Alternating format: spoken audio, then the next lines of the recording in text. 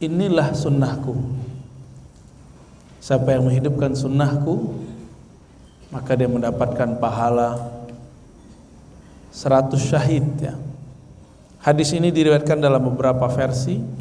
Di versi tertentu tidak disebutkan mengenai pahalanya, tapi Nabi mengatakan inilah sunnahku. Berarti kata sunnah bukan hanya masalah serban ya, sarung, celana jingkrang, bukan hanya itu, jenggot, enggak. Tapi yang disebut sunnah dalam hadis Nabi ini adalah yang batin ya, sesuatu yang ada di dalam diri, karena itu yang permanen. Kalau pakaian seperti serban, sarung, celana jingkrang, tidak jingkrang, itu masuk nanti ke budaya berpakaian ya. Tapi kalau yang di dalam itu tidak akan berubah meskipun budayanya berubah ya. Inilah yang kemudian ditinggalkan banyak orang. Dan itu juga yang Nabi maksud ketika berbicara tentang sarung jingkrang atau celana jingkrang. Ini contoh kalimatnya. Tapi sayang sekali kok orang fokus di ukuran sarung sama celana ya. Ini PR kita, menggabungkan dua sunnah atau memahami inti dari sunnah, bahwa sunnah yang Nabi maksud itu yang di dalam kolbunya. Apa kata Nabi SAW? Man jarra thawbahu khuyala, innallaha la yanzuru ila man jarra thawbahu khuyala. Allah tidak memandang, hadis ini sahih Bukhari, kepada orang yang memanjangkan saubnya, pakaiannya khuyala. Khuyala itu secara harfiah itu satu akar kata dengan khayal. Khuyala makhila berarti orang yang mengimajinasikan bahwa pakaian dia lebih baik dari pakaian orang lain. Ya, mohon maaf Pak, nanti aja Pak ya, nanti aja, sebentar lagi. Ya. Ini santapan ruhani jangan diganggu dengan santapan jasmani ya, kalau boleh usul ya.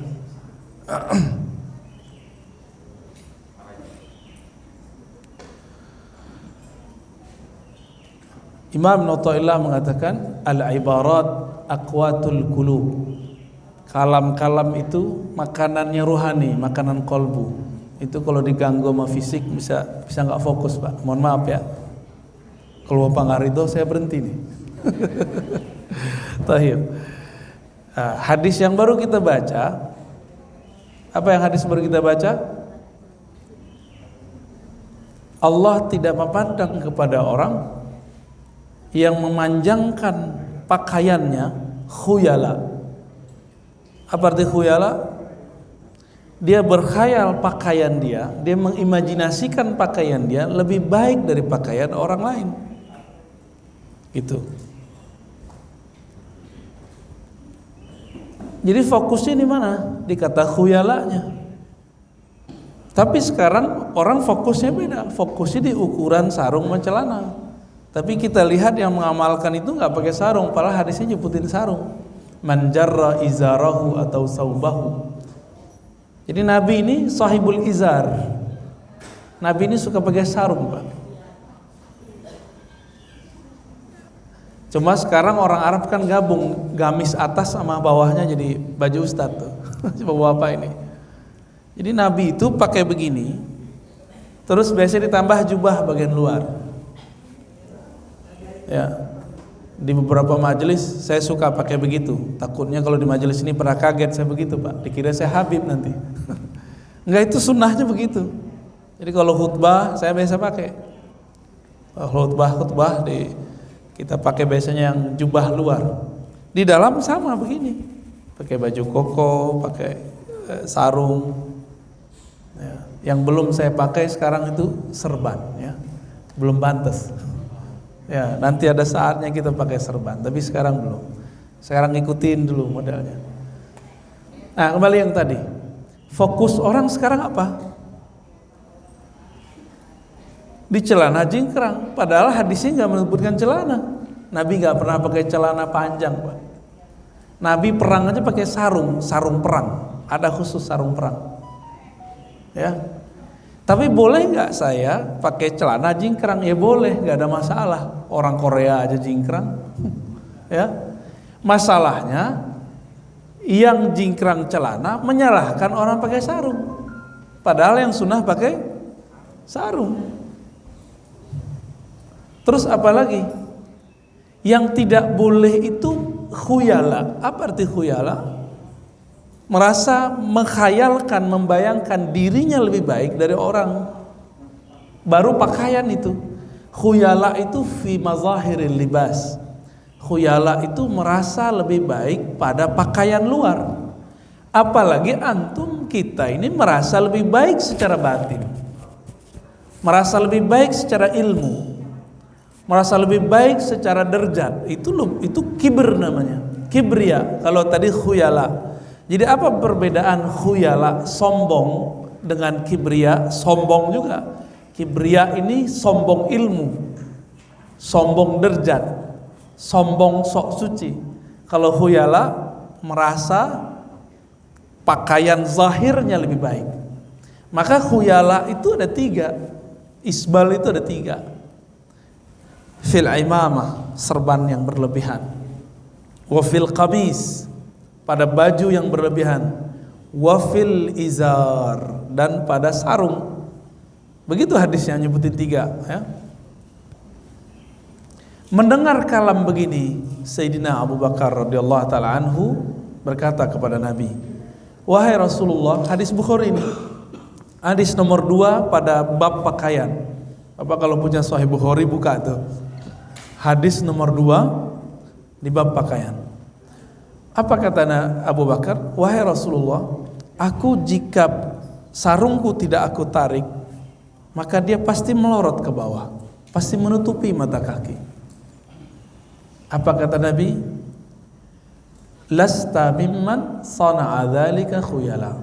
Engkau melakukan itu bukan karena sombong, bukan karena khuyala, wahai Abu Bakar. Ini hadis siapa? Bukhari. Tahu hadis Bukhari? Ini kalau kita belajar hadis, hadis paling tinggi namanya Sahih Bukhari. Nomor 2-nya Sahih Muslim. Di Sahih Bukhari hadis pertama di bab pakaian. Nah, ingat-ingat nih Pak, kalau punya kitab Sahih Bukhari silakan dibaca ya. Saya dulu belajar kitab Sahih Bukhari itu 2004. Dan mengajar kitab hadis sampai sekarang alhamdulillah ya. Kitab hadis itu yang induk ada 6. Yang paling tinggi itu namanya Sahih Al-Bukhari. Imam Al-Bukhari ini murid dari muridnya Imam Syafi'i. Jadi lebih dulu Imam Syafi'i. Nah, Imam Bukhari di hadis pertama Kitabul Libas, kalau tadi Abu Bakar, sekarang Abu Bakrah. Siapa? Abu Bakrah. Abu Bakrah mengatakan, aku melihat Rasulullah SAW keluar dari rumahnya pada waktu gerhana matahari. Lagi gerhana matahari nih, terus keluar. Apa kata beliau? Ya jurru thawbah, sarungnya menutupi mata kakinya. Lalu beliau sholat kusuf. Lumayan lama tuh. Sarungnya di bawah mata kaki sampai selesai. Hadis nomor 1, nomor 2 di Kitabul Libas bab pakaian di Sahih Bukhari menyebutkan itu. Cuma sayang, kadang-kadang pemahaman yang sudah tidak direvisi akhirnya membuat kita ngotot harus begini gitu. Padahal kalau bab pakaian itu sangat terbuka, jangankan pakaian Pak, sangat elastis. Bab ibadat saja di dalam fikih itu sangat elastis, banyak pilihan. Bapak mau kunut gak kunut boleh aja kan, mau jahar basmalah gak jahar basmalah boleh-boleh aja, apalagi masalah pakaian. Tapi sekarang kenapa ada orang memahami hadis mengenai hal ini saklek bagian zahir karena tidak mengambilnya dari ahlinya. Nah, saya kembali ke hadis yang pertama. Apa kata Nabi? Jika engkau sanggup wahai Ananda, kata Rasulullah kepada Anas, masuk di pagi hari atau sore hari, tidak menyimpan kebencian, tidak menyimpan rasa kesel, suudzon kepada siapapun, faf'al, maka lakukanlah. Ya. Jadi Nabi SAW mengatakan, itulah sunnahku, ya. Itulah sunnah Nabi SAW yang hakiki, yang sampai kiamat gak akan berubah. Tapi kalau model pakaian berubah gak Pak? Bapak aja pakai celana nih ya ke masjid ya. Ini aja gamis sudah beda sama gamis Nabi, ya kan? Jadi kalau model pakaian dijadikan standar sunnah, bukan modelnya, tapi ada kaidahnya. Jadi ini kalau pakaian versi sunnah, coba dihafalkan Mbak. Tidak buka aurat, 1. 2, tidak transparan. Transparan itu artinya apa? Ya. Yang ketiga, tidak ketat. Yang keempat, tidak menyerupai lawan jenis di negeri tersebut, di negeri kita tinggal. Kan beda pakaian antara di sini sama di Arab, ya. Tapi ada yang kelima, tidak menyerupai, cuma makruh, tidak menyerupai pakaian ritual agama lain. Tapi itu cuma makruh, tidak sampai haram. Yang ini 4T ya. Apa T pertama? Tidak buka aurat, tidak transparan, tidak ketat. Ya, oke, tidak menyerupai jenis. Jadi perempuan pakai cadar, nggak pakai cadar itu pilihan. Yang nggak pakai cadar nggak boleh ngejek pakai cadar. Yang pakai cadar nggak boleh merendahkan yang tidak pakai cadar. Nah, kayak gitu modelnya. Sama nih, sarung. Yang pakai sarung tidak usah meremehkan yang pakai celana. Yang celana juga bilang, aku no ente gitu pakai sarung. Nggak juga. Ya, itu biasa. Itu masuk ke bagian al-adah, ya, tradisi. Maka tradisi ini jika bertentangan dengan 4 yang tadi, baru dia menjadi bid'ah, ya. Jadi kalau tradisi bertentangan dengan yang 4 tadi, baru menjadi bid'ah. Ya ada kaidah-kaidahnya, nggak main asal-asal aja. Ya. Ini sekarang orang main asal aja. Hadisnya yang paling diulang-ulang, kullu bid'atin dolalah, kullu dolatin bid'ah. Betul setiap bid'ah dolal. Setiap bid'ah itu sesat. Gak ada bid'ah yang benar. Maka kalau ada bid'ah hasanah, pasti bid'ah itu bukan bid'ah. Hanya secara bahasa disebut bid'ah, secara hukum gak disebut bid'ah. Itu. Hadis yang pertama, ini yang paling inti. Nabi mengajarkan apa? Sunnah ruhiyah, sunnah ruhani. Tidak menyimpan keburukan, kebencian kepada siapapun. Nah, bisa nggak Pak? Pagi ini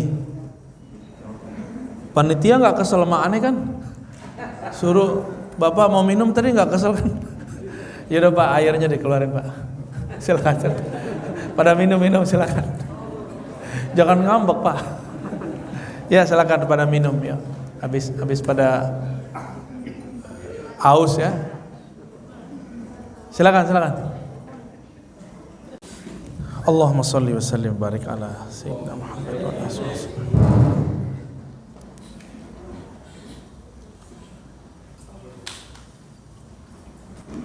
Suatu kali ada seorang sahabat Nabi melaporkan lagi jihad.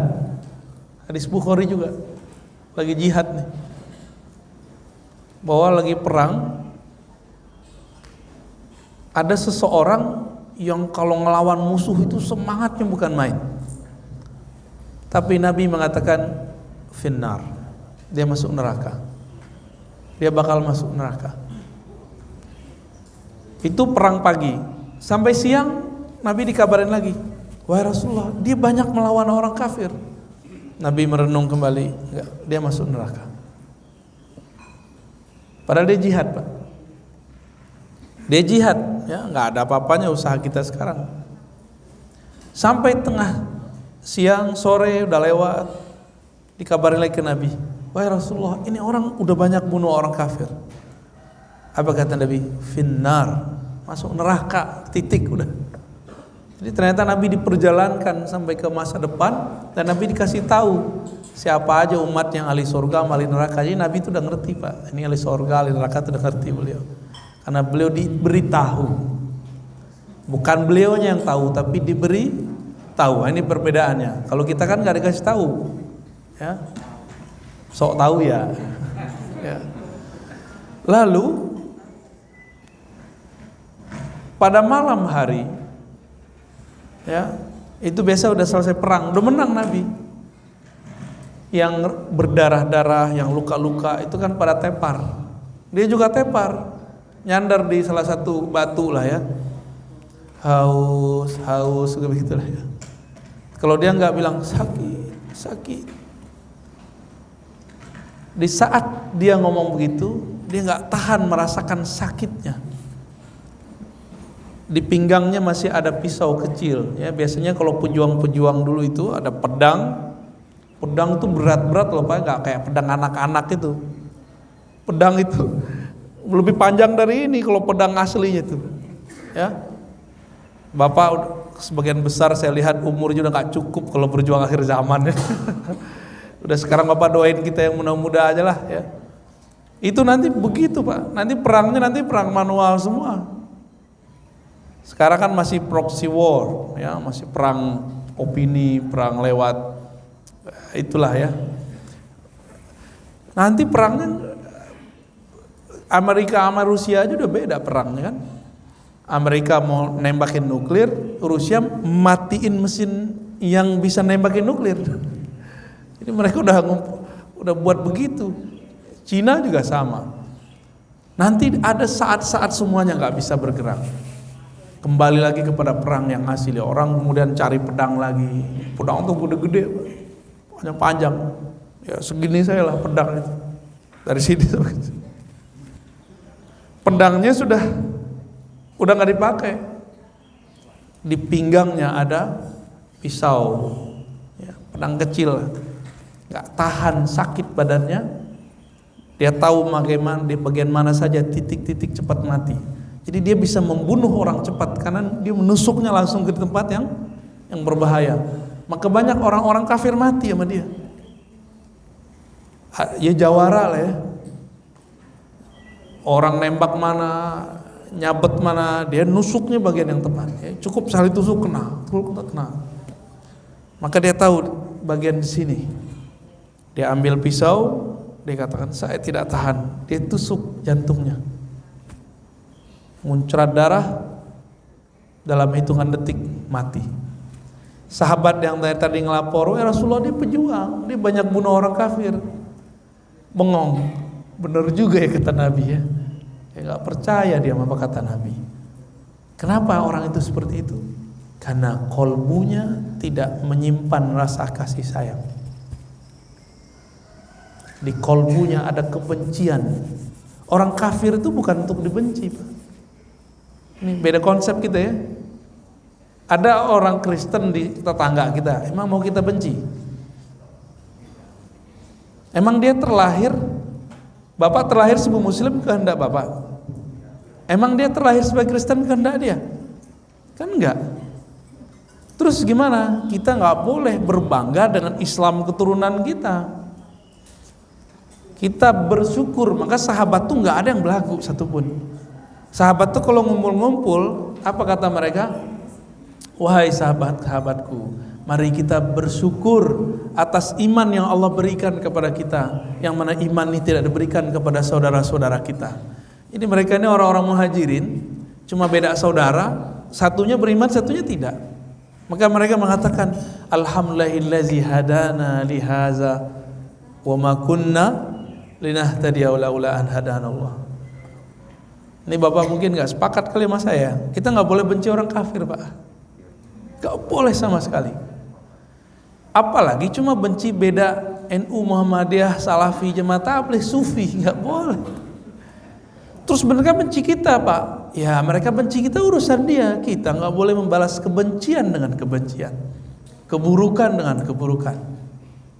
Itu makna hadis yang pertama tadi. Ya. Maka kalaupun kita debat dengan mereka, bukan debat kebencian, itu debat keilmuan, gitu yang benar. Oh dia benci sekali sama Ustadz, ya biarin aja dia benci sama saya, benci sama antum semua. Kita obati kebenciannya. Kemarin saya baru nyampe dari Palembang. Palembang ini negeri yang ahlu sunnahnya kuat, tapi kelompok ekstrimnya mulai masuk. Ditanya jawab habis sholat Jumat di Masjid Agung, ada seorang sahabat kita semangat sekali mau giles itu, Pak, kelompok ekstrim ini. Jadi dia mau menghabiskan orang ekstrim dengan ketegasan yang dia punya, kayak Umar lah kira-kira ya. Kita mau apain itu orang, Ustaz? Dia bilang gitu. Kita mau habisin katanya. Dia udah siap tuh, tinggal kita bakar dikit jadi, Pak. Tapi saya bilang tidak, Bang. Ya. Selama mereka tidak angkat senjata, nggak main fisik, cuma main verbal, main hujah, kita siapkan hujah terbaik. Bagaimana dengan hujatan mereka? Kita tidak perlu membalasnya dengan hujatan. Bagaimana dengan kekerasan mereka? Kita nggak perlu menjawabnya dengan kekerasan yang sama. Nabi mengatakan dalam hadis Imam Muslim, ya, tidaklah ada kelembutan, ar-rifq, ya, berhadapan dengan al-unuf, kekejaman, kekasaran, melainkan kelembutan itu mengalahkan kekerasan. Bapak nih, Islam kita dibentak-bentak orang, ajak ngopi aja, Pak. Dia hujat kita dari pagi sampai sore, habis itu kita kasih makan dia, bengong dia itu, sorenya masuk Islam ntar tuh. Ya, nggak usah dibalas orang begitu. Orang keras kasar sama kita karena dia punya asumsi buruk terhadap kita. Asumsi ini yang harus dibenerin, ya. Kenapa dia bisa asumsi buruk? Nah itu masalahnya dalam dirinya. Dia membiarkan noda hitam masuk ke dalam kalbunya. Secara ilmu neurologis, ya, ahli otak, kita ini kan ada namanya, saya nggak, kalau salah istilah tolong dibenerin oleh ahlinya. Jadi otak kita nih bagian depan itu sama kayak reptil. Reptil kalau ngelihat ada makhluk lain lawan depannya dia gimana? Menghindar nggak? Nolak nggak? Dia bersuuzon, Pak. Waspada kalau bahasa bagusnya. Tapi waspada ini bisa mengarah kepada kebencian. Tapi untungnya otak bagian depan ini, bagian kortek kita ini cuma 10% daripada bagian semuanya. Penjelasan oleh orang-orang ahli hipnosis. Nah, ini kita banyak ngobrol. Saya suka diskusi dengan mereka semua. Dan beberapa sahabat-sahabat saya, mereka suka dengerin kajian hikam kita yang bisa menyempurnakan ilmu hipnosisnya. Apa kata dia? Alam sadar kita itu cuma 10%, sedangkan yang tidak kita sadari ada 90%. Wah, ini luar biasa ini. Saya tanya, maksud antum apa? Bapak sadar nggak, katanya? Jantung berdebar dari tadi, bergetar dari tadi, memompa darah? Enggak. Itu enggak di dalam kesadaran kita, tapi di bawah kesadaran.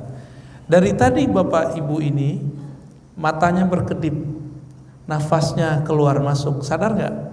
Sadarnya pas saya bilang kan? Sebelum saya bilang nggak sadar kan?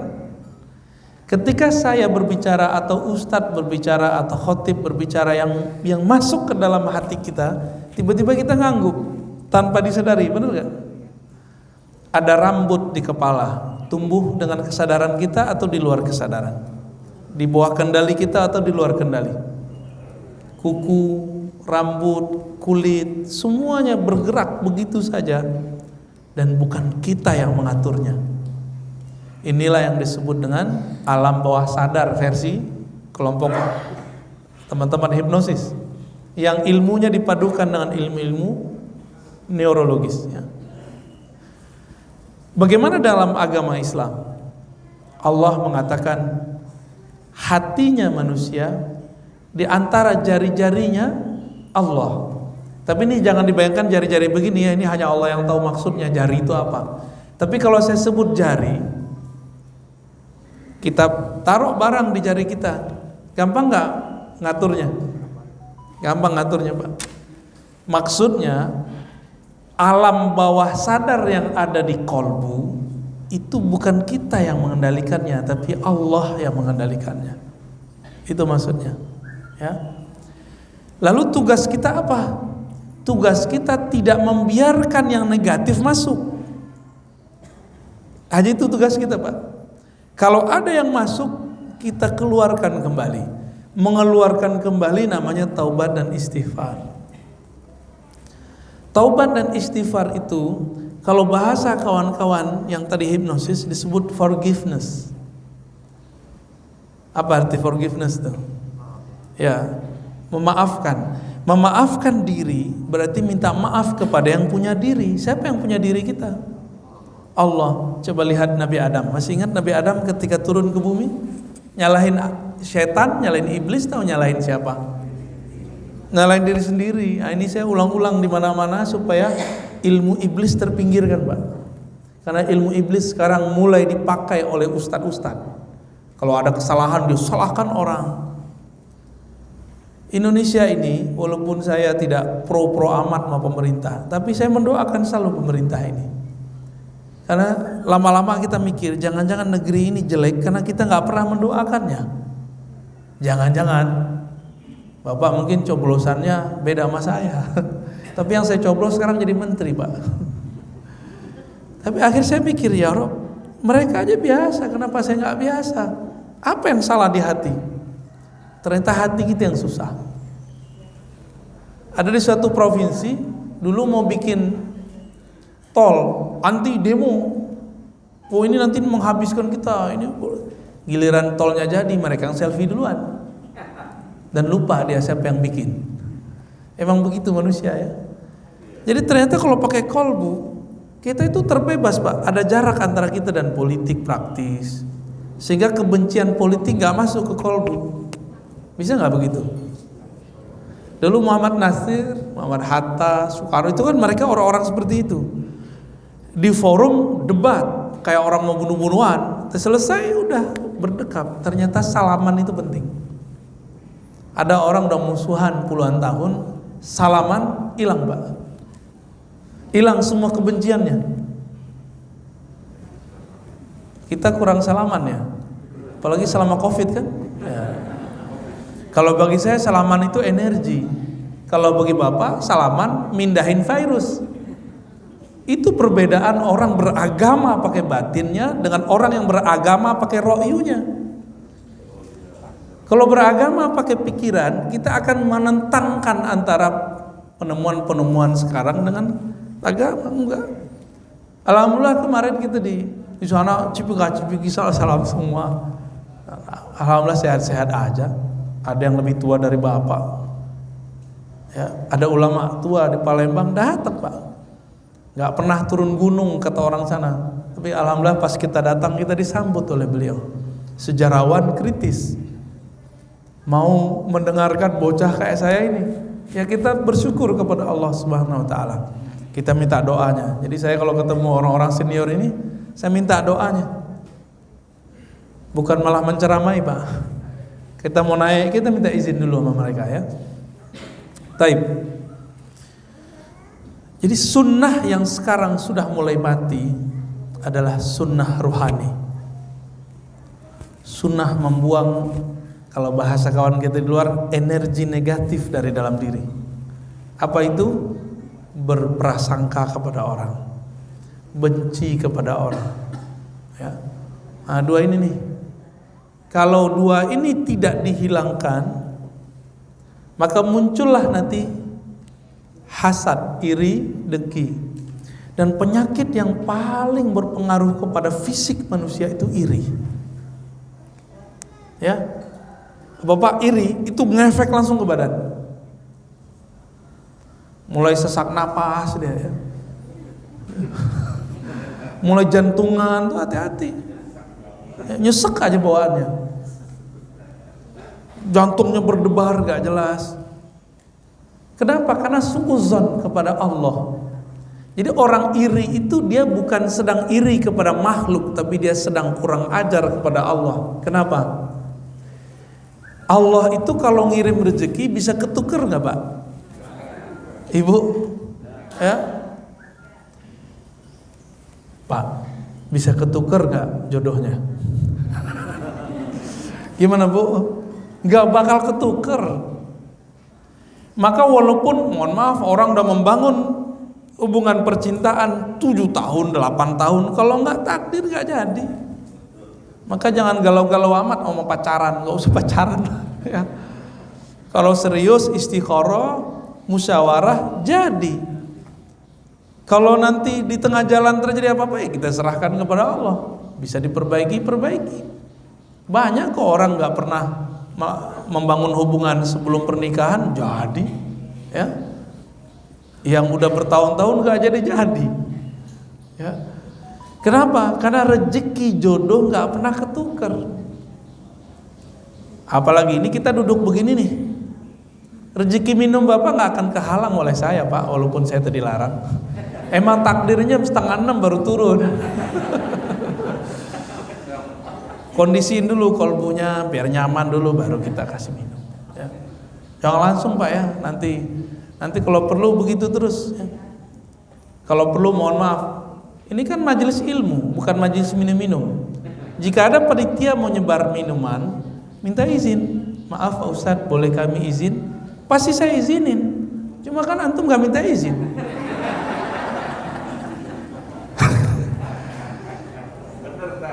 Bener kan? Mungkin karena sudah biasa. Kalau kebiasaannya buruk mau diganti nggak kebiasaannya? Diganti, harus diganti. Ustadz itu pecemburu Pak, cemburu sama minuman. Masa kita ngomong nggak dengerin? Saya akhirnya itu, ya salam ya. Itu maksud saya ya. Ini untuk jaga hati sebenarnya. Karena saya kalau ceramah hati saya nggak connect, saya nggak mau ngomong Pak. Mending saya pulang langsung. Untuk apa kita ngomong hati kita nggak enak gitu. Nanti Bapak tersinggung semua sama saya. Tapi kalau hati saya enak, yang saya omongkan seharusnya menyinggung, itu nggak jadi menyinggung, malah merubah dari yang buruk jadi baik. Setuju Pak ya. Sepakat saya juga. Di hadis yang lain, hadis ini Bapak pasti sudah sering dengar. Ada seorang perempuan setiap malam tahajud, setiap malam baca Quran dan bacaannya bagus. Dilaporkan kepada Nabi. Apa kata Nabi? Finnar, masuk neraka. Jadi yang gitu-gitu jangan tanya sama Nabi ya. Dia salah nanya itu. Ya Rasulullah, ini ahli surga ya? Enggak, kata Nabi, ini ahli neraka. Berarti ritual yang zahir belum menjamin keselamatan batin kita. Orang gak percaya, dilihat, ternyata benar. Dia nyakitin tetangganya, nyakitin tetangga loh Pak, bukan satu soft. Ini nyakitin orang satu soft sama dia gimana coba? Kalau ini nyakitin tetangga, orang Arab itu kan dulu buat rumah jauh-jauh kayak kita di kampung. Ini rumah, terumah lagi di sono. Tetangga yang sono tersinggung sama dia. Karena kata-kata dia. Bawa nama Tuhan lagi si perempuan ini. Tapi Nabi mengatakan apa? Finnar. Apalagi tetangga saf. Ini betul-betul menyeramkan kalau kita lihat betapa Nabi itu fokus membangun peradaban rohani, bukan hanya ritual zahir. Nah, saya berharap kita ini mulai masuk membangun itu, ya, membangun rohani ini.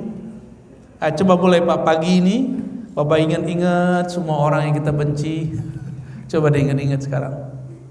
Udah kebayang belum? Udah. Coba dihilangin. Astagfirullahaladzim. Ya Allah, mulai pagi ini aku lepaskan semua kebencian kepada makhluk-Mu. Udah lepas belum? Nanti kita cek ya, kalau ketemu salaman atau assalamualaikum enggak. Kalau dikomentari di Facebook, di Instagram, bales enggak? Atau malah ngomong yang baik-baik. Beberapa waktu lalu saya difitnah oleh satu kelompok menghina sunnah jenggot Rasul. Loh, saya kan punya jenggot. Ini aja jenggotnya habis dipotong dikit, tadinya panjang ini Pak. Apa kata si ustadz ini? Ustadz ini suka ngadu-ngadu orang emang. Jangankan kita, Imam Syafi'i sama Nabi aja dia adu. Apa kata dia? Jika Syafi'i beda dengan Nabi, dahulukan Nabi. Mungkin gak Imam Syafi'i beda sama Nabi? Main-main ini orang ya. Yang paling lucu dia ngomong apa? Jika sahabat berbeda dengan Nabi, maka dahulukan Nabi. Emang bisa sahabat beda sama Nabi? Enggak sahabat namanya, munafik namanya. Enggak Syafi'i namanya. Atau mungkin Syafi'i orang Karawaci kali. Muhammad Syafi'i. Kalau itu beda sama Nabi mungkin. Ya. Apa kata si orang ini? Ar-Razi itu menyamakan jenggot kita dengan Salafi Yahudi. Lah saya nggak ngomong begitu. Saya ngomongnya apa? Saya nggak paham jenggotnya Nabi Harun di Quran sampai ketemu Yahudi ortodok di Yerusalem. Dan jenggotnya mirip dengan kawan kita yang satu itu. Dia balikin. Kita ngomongnya jenggot Yahudi mirip sama kelompok itu. Kita nggak ngomong kelompok ini mirip dengan Yahudi. Dia balik Pak. Emang suka bolak-balik mereka itu. Akhirnya bertengkarlah antara orang yang paham kita dengan orang yang tidak paham saya. Kalau kita mau bakar Pak, selesai itu. Bakar semangat orang untuk membenci selesai. Ketika ini memuncak, ada santri kita ngasih kabar, wah viewernya tambah banyak ini, viewer kebenciannya dan viewer pendukungnya.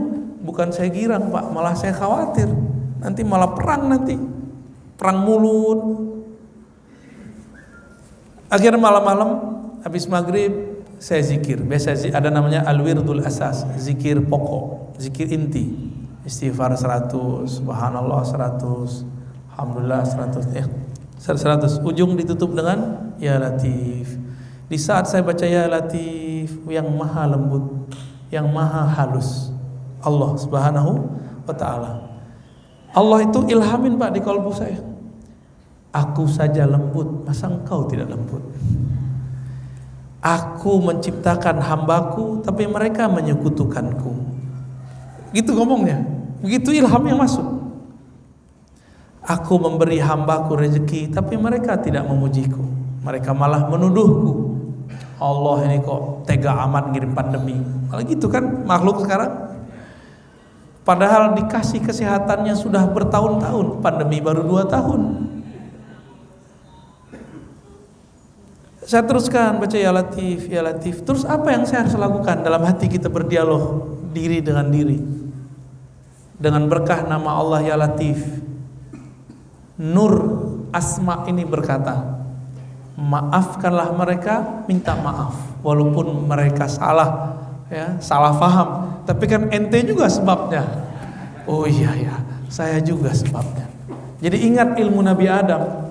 Nabi Adam terusir dari surga, penyebabnya siapa? Iblis, tapi beliau tidak menyalahkan iblis. Kan salah Adam juga, kenapa ikut iblis? Udah tahu iblis diikutin. Walhasil besoknya saya minta maaf, ya. Dan itu leganya bukan main. Gak ada beban. Maka Bapak Ibu yang mengamati kajian-kajian saya yang direcord oleh kawan-kawan muhibbin Ahlus Sunnah wal Jamaah, Mungkin saya ada mendebat sekelompok orang, tapi ingat saya nggak pernah membenci mereka. Ya, itu debat aja kan, dia menyebutin dalil ya kita sebutin dalil. Kayak amalan bapak tadi kan dibidain semua itu pak sama mereka. Sholatnya kunut tadi ya, tuh. Beberapa jamaah kan nonjok imam kunut, tahu kan? Karena si jamaah didoktrin oleh si ustadz, kunut itu hadisnya dhaif, maka melakukannya bid'ah. Si jamaah ini baru ke doktrin itu ditonjok imam kunut. Ada lagi yang didoktrin doa berjamaah itu setelah sholat tidak ada.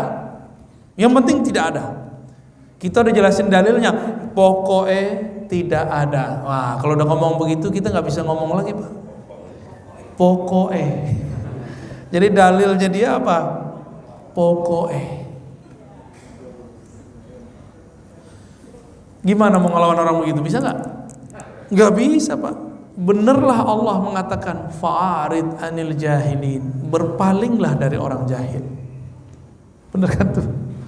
Jadi orang jahil nggak usah ditanggepin. Kita kan suka nanggepin orang jahil. Ciri-ciri orang jahil itu suka mengomentari sesuatu yang dia nggak ngerti. Tapi kalau dia nanya, terus gimana? Ah, ini kesempatan, berarti dia pengen tahu. Apa kata Imam Malik? Qauluka la adri nisful ilm. Kamu ngaku tidak tahu, kamu mengatakan, terus gimana? Apa emang ada dalilnya? Kalau dia nanya gitu pak, separuh ilmu sudah masuk ke dalam dirinya. Kamu mengatakan tidak tahu adalah separuh ilmu. Maka sering-seringlah mengatakan dalam hati, saya belum banyak ilmu ya Allah. Saya tidak tahu ya Allah. Nanti Allah kasih ilmu banyak.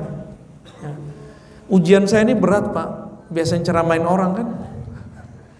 Kalau saya diceramain orang mau nggak? Gitu. Bapak ini kalau diceramain ibu-ibu di rumah pasti nggak mau. Tapi diceramain saya kenapa mau? Karena sekarang pakaiannya pakaian ceramah, kondisinya kondisi ceramah. Coba ibu-ibu ini dikata-katain bapak-bapak ini. Bapak-bapak ini kayak khutbah.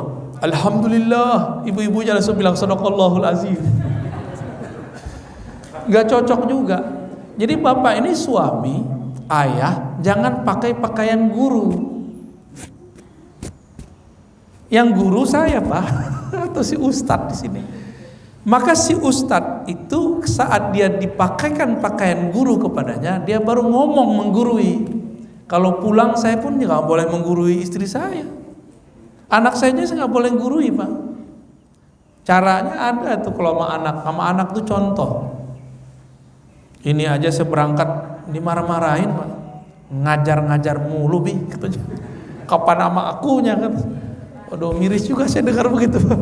Ya, benar juga tuh. Bocah jam 2 jam 2 udah bangun. Tahu kita mau jalan, saya tungguin santri yang mau jemput.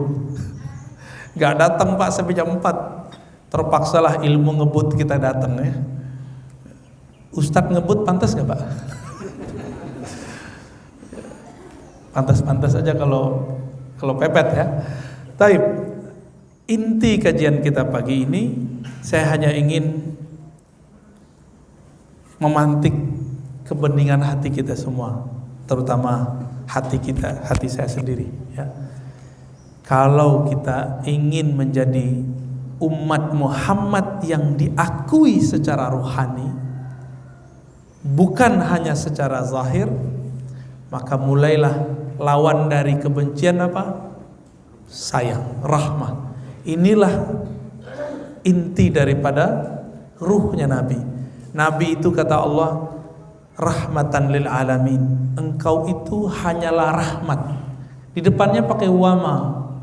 Wama arsalna itu kalau terjemahan harfiahnya tidaklah, tapi terjemahan maknawinya hanyalah kamu itu hai Muhammad rahmah, kasih sayang bagi alam semesta. Maka ciri-ciri nur Nabi Muhammad masuk ke dalam diri bapak ini jadi penyayang kepada semua makhluk, karena lafaznya lil alamin, rahmatan lil alamin, bukan lil mu'minin khassa, bukan untuk orang beriman saja, bukan untuk orang Islam saja, tapi untuk alamin. Mulai sayangi pohon, nanang pohon pak. Kalau Bapak punya tanah di mana, tanamin aja. Tanamin, jangan nganggur. Saya lihat ada yang tanahnya nganggur nih ya. Tanamin. Kalau enggak kasih sama orang. Ya. Kita ini kalau sering keluar negeri, bawa koper banyak, kuat gak? Ribet gak di imigrasi? Ribet. Imigrasi barzakh itu ribet. Maka yang punya tanah, kalau emang gak manfaat aman untuk kita, mau manfaat gak? Wakafkan, sedekahkan, berbagi. Atau ada orang di luar sana dia gak punya tanah, tuh kasih aja sama dia. Saya pernah diuji cinta tanah Pak. Jadi kiai, ustadz sama kontraktor itu mirip. Suka tanah sama. Bedanya kalau yang ini bikin apartemen atau kos-kosan. Kalau yang ini bikin pesantren. Sama-sama nafsu. Sama-sama nafsu. Ini Bapak coba lihat. Kiai bikin pesantren. Belum beres ini udah pengen lagi melebarkan ke kanannya, ke kirinya, benar? Boleh, tetapi di dalam kolbunya ngapain? Nafsu sama tanah atau ingin dakwah, itu beda aja tuh. Biasanya berbalut dakwah, dalamnya nafsu. Saya bertahun-tahun setiap ngeliat tanah kosongnya kebayang, wah enak nih bikin pesantren. Itu dikasih sama Allah tanah. Tiba-tiba guru saya ngomong, jauh amat nak gitu. Beliau ngomong begitu langsung nek sama tanah. Tahu-tahu masalah aja itu. Kita balikin. Sampai sekarang susah suka sama tanah. Ya. Saya mikir-mikir belakangan, syekh-syekh di Arab itu jadi ulama, gak punya pesantren kok. Orang kalau ngaji di rumah. Tapi ternyata beda tradisi sono mas ini. Kita di sini sekali tahu pengajian rame, rumah kita udah nggak muat, pengen punya tanah lagi Pak. Tapi dalam batin tuh berkecamuk, kamu pengen atau nafsu, kamu butuh atau nafsu, begitulah terus. Jadi kiai-kiai ini kalau nggak punya mursyid, pembimbing ruhani, itu bisa nanti dia bau tanah juga tuh, ya. Serius Pak, bau tanah juga. Itu kalau ngeliat tanah tuh kan nafsu. Padahal bakal jadi tanah juga. Mirip-mirip kan sama yang mau buat kontrakan. Kita sebut kontraktor Pak. Jadi hal-hal begini, hal yang tidak tampak secara zahir, tapi dia nyata di dalam batin. Jadi kalau kita masuk ke dalam pikiran kita, masuk ke batin, itu nyata terasa. Nah, harapannya mulai sekarang coba pelan-pelan Pak. Ya, pelan-pelan. Ini yang ngurus masjid tuh ujiannya berat. Ya. Berat ngurus masjid itu. Bapak punya jasa bangun masjid, wah setan nggak akan diem. Setan tuh nunggu itu amal batal. Serius. Ada yang nggak batal 3 tahun, dia tunggu 7 tahun. Ada yang nggak batal 7 tahun, dia tunggu 15 tahun. Sampai pengurus yang baru tidak menghargai dia. Masuklah setan. Apa kata setan? Saya ngelihat Pak, saya ngelihat zahir. Kata si orang ini, Pak Ustadz, kalau bukan karena saya masjid ini tidak jadi. Setan ngomong lewat dia. Tuh hati-hati Pak ya, jangan sampai ada yang ngomong begitu. Itu kalau nanti ada surga sama neraka, kemana tuh pergi ntar? Kalau masuk surga, rumahnya udah nggak ada di surga, kan udah dibakar barusan. Ya, Bapak marah nggak tuh? Kalau bukan karena saya, Bapak marah nggak tuh? Marah itu api, api itu membakar. Jadi kalau kita menyebut-nyebut apa yang kita kerjakan dulu, sama dengan membakar amalan kita terdahulu.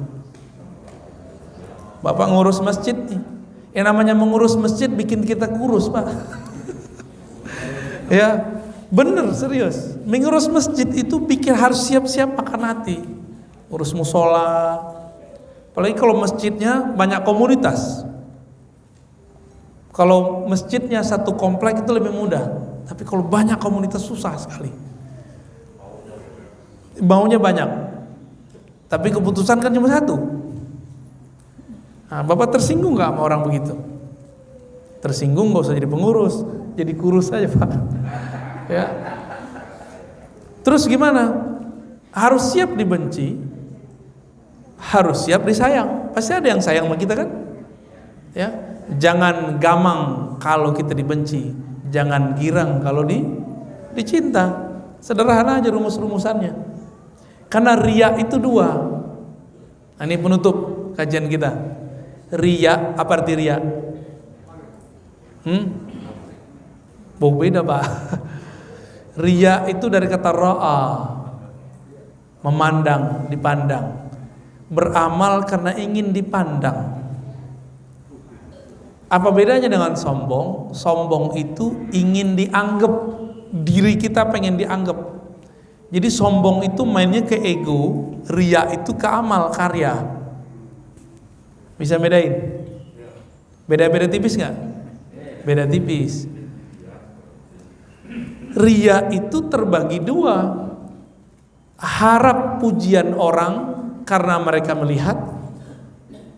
Ada yang lebih bahaya. Takut dibenci orang karena dicaci, dibully. Bapak punya kebijakan nih, punya apa-apa, takut dicaci, kena riya udah. Saya pegang tasbih, taruh ntar dibilang sok alim lagi gitu. Nah itu riya juga. Takut dicaci sok alim, takut dibilang sok ahli zikir. Berarti sebenarnya pengen dibilang apa? Pengen dibilang ahli zikir, tidak pengen dibilang sok, pengennya dibilang ahli. Tuh, tersembunyi gak? Maka Bapak pegang aja tasbih, lawan aja rasa itu. Lawannya, pegang Quran. Wah keren ya. Kalau dulu kami, zaman-zaman kami dulu masih pergerakan Pak, bawa mushaf kecil di angkot, di bus, pas buka itu berkecamuk itu. Dulu kan belum ada handphone ya. Sekarang kan Quran sudah ada di handphone.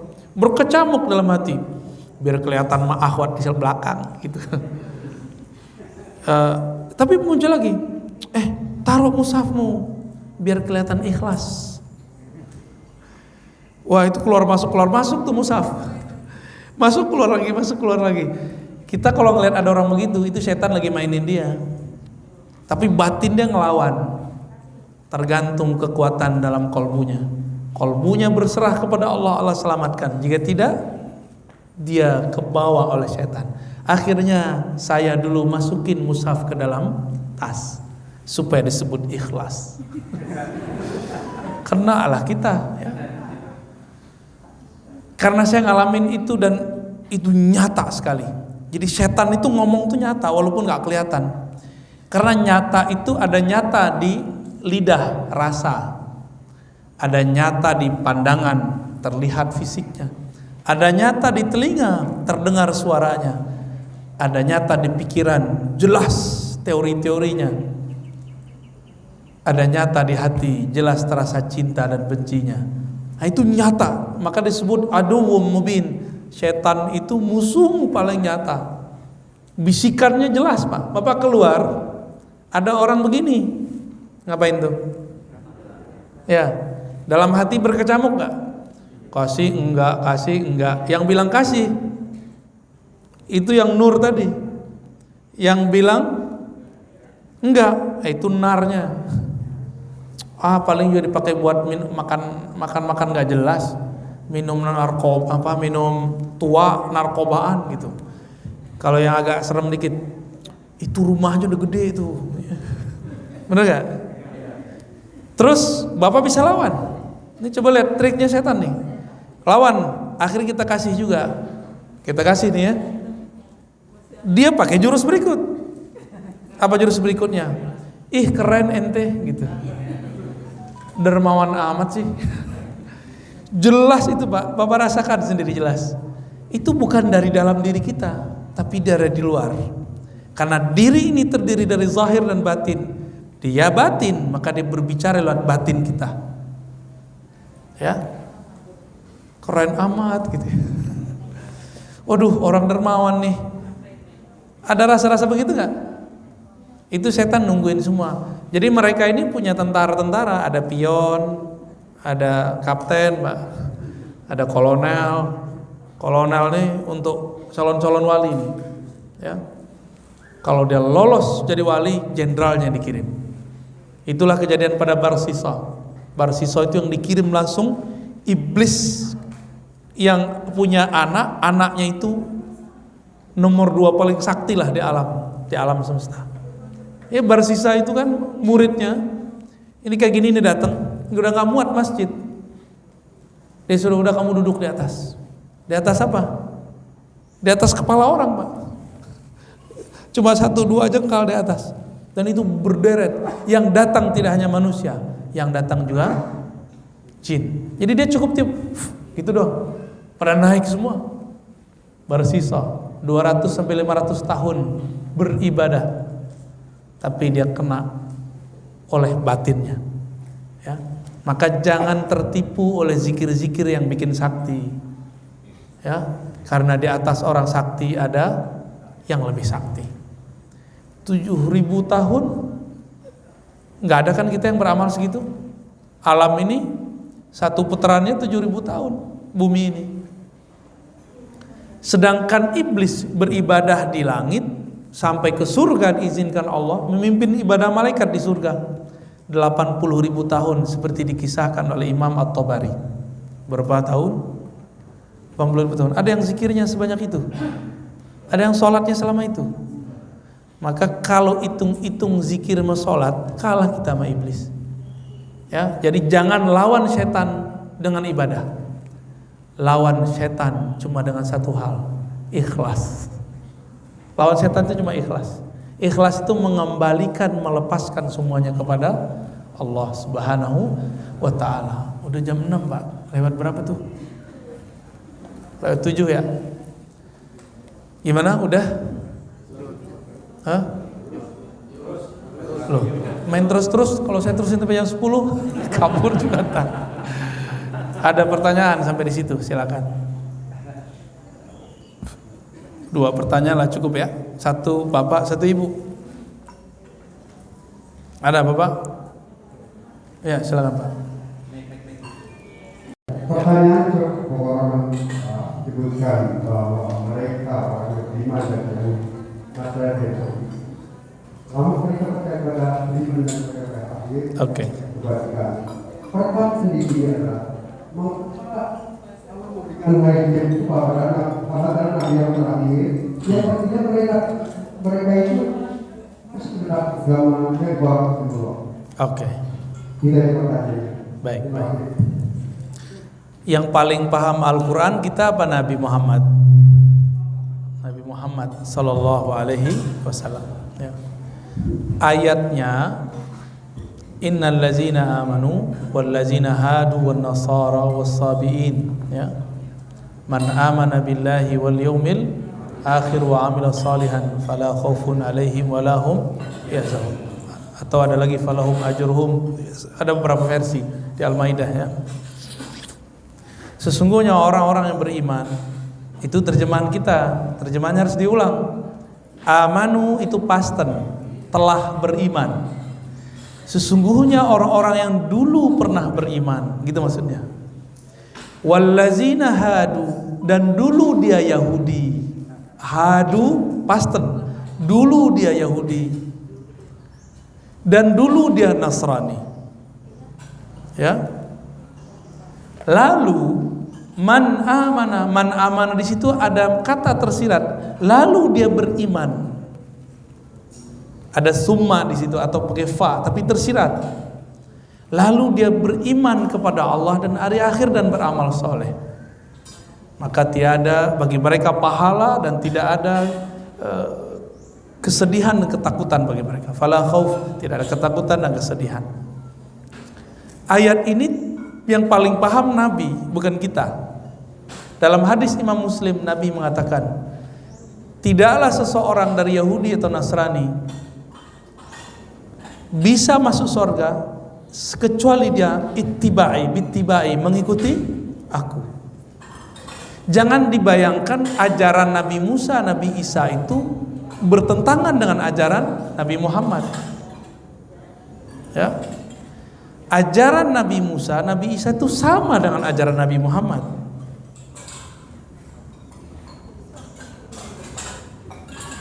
Gelasnya ikut ceramah, Pak. Ya, lanjut Pak, lanjut. Biar beres cepat, Pak. Ayat ini dipahami oleh seorang tokoh Indonesia dulu, tapi dia kebablasan menafsir. Namanya Nurcholish Madjid. Dia tulislah buku Pintu-Pintu Surga. Ya, apa kata dia? Di situ saya sangat menyayangkan orang secerdas beliau kok bisa kepleset di situ. Kan saya termasuk suka dengan buku-buku beliau karena bukunya sangat ilmiah. Tapi nyampe di bab ini, ya kita mulai agak sedikit, ya boleh mengkritik lah ya, walaupun dia orang hebat atau siapa.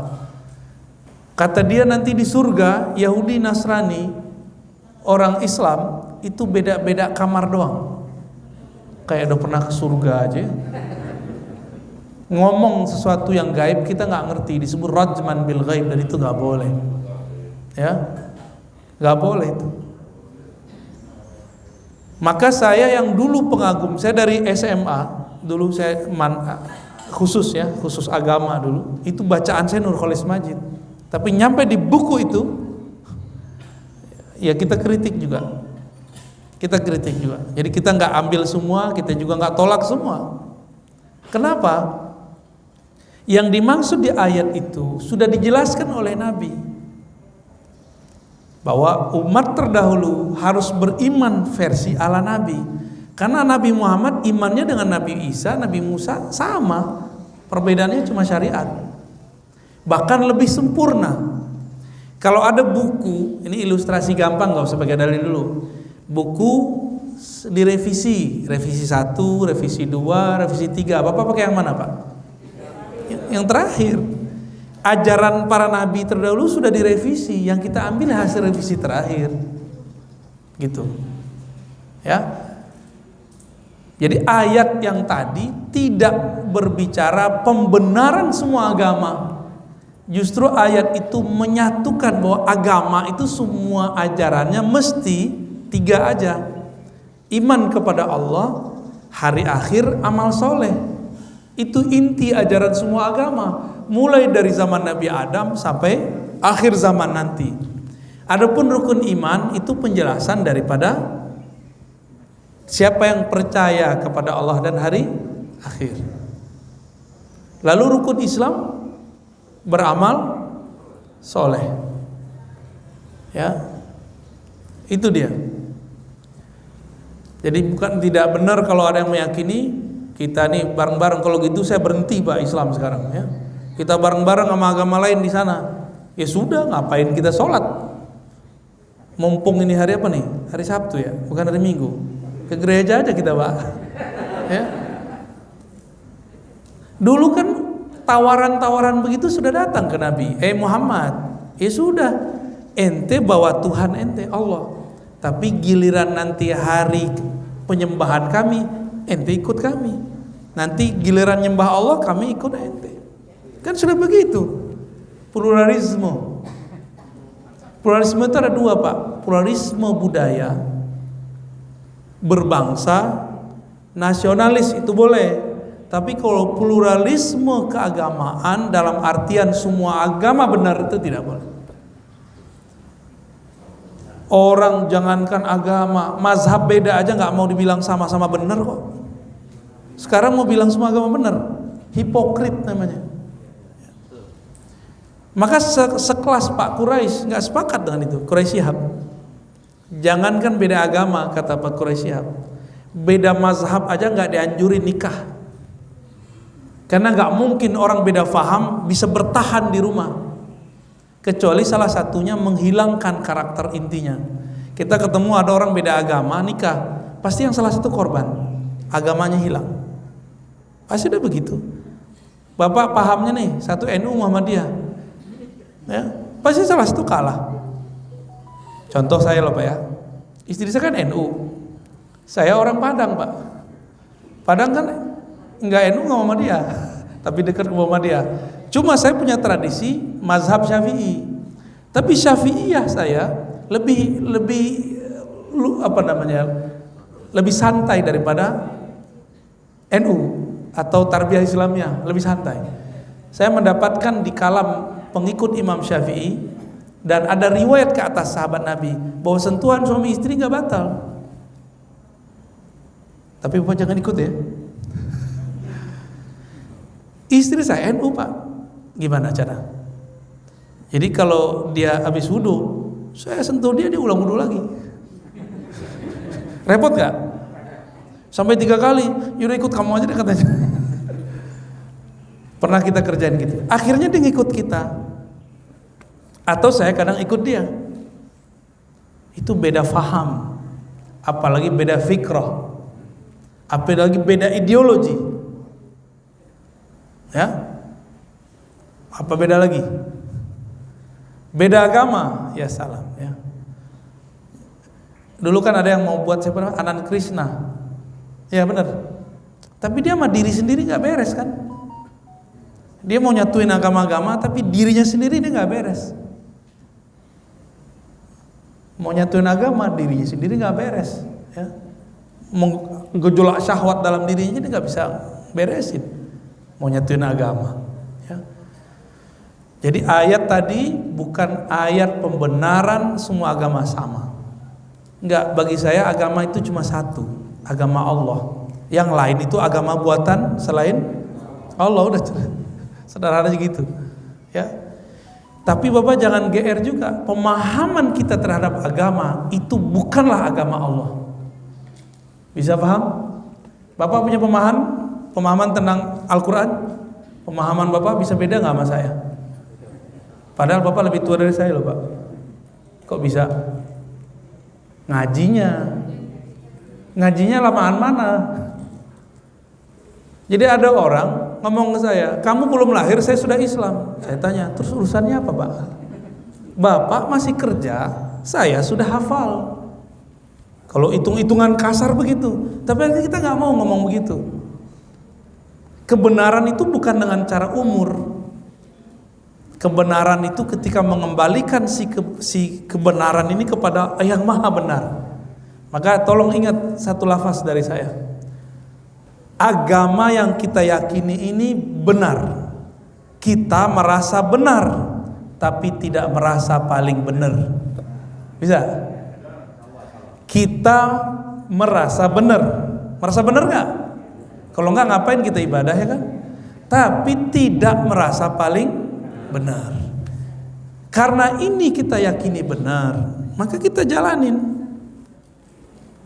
Cuma nanti kalau ada ilmu bertambah, jangan-jangan saya salah menjelaskan, atau jangan-jangan Bapak salah terima. Kan sering begitu. Pemahaman kita itu bukanlah agama. Agama al-haq dari Allah, pemahaman terhadap al-haq bukanlah dari Allah. Jadi kalau orang beda sama kita boleh nggak? Tapi beda sama Allah nggak boleh. Gitu. Cuma orang sekarang bajak nama Allah. Apa kata dia? Siapa yang berbeda dengan pemahaman ini, berbeda dengan Allah dan Rasulnya. Dia menganggap pemahaman dia itu mewakili Allah dan ini hati-hati Pak. Saya tutup dengan satu kata ya. Satu kalimat. Allah Maha Suci. Kitab Allah Maha Suci. Tapi pemahaman kita terhadap kitab Allah belum tentu suci. Jadi jangan pernah merasa suci. Semoga Allah memberikan kesucian itu dalam batin kita semua. Semoga yang hadir ini dijaga Allah ya. Apa itu Pak? Wah, doanya bergema Pak. Semoga kita yang hadir ini dipandangnya dengan pandangan rahmat, pandangan ridha. Jika nama kita tertulis di nerakanya, semoga Allah hapus pada saat sekarang. Semoga nama kita dipindahkan ke dalam surganya. Allahumma adkhilnal jannah, Allahumma ajirna minan nar, Allahumma ajirna minan nar, Allahumma ajirna minan nar, wa adkhilnal jannata ma'a nabiyyikal Mustafa sallallahu alaihi wasallam. Ya Allah, masukkan kami ke dalam surgamu, bertemu kekasihmu Nabimu Muhammad sallallahu alaihi wasallam. Rabbana atina fid dunya hasanah wa fil akhirati hasanah wa qina adzabannar. Sallallahu ala nabiyyina Muhammad walhamdulillahi rabbil alamin. Assalamualaikum warahmatullahi wabarakatuh.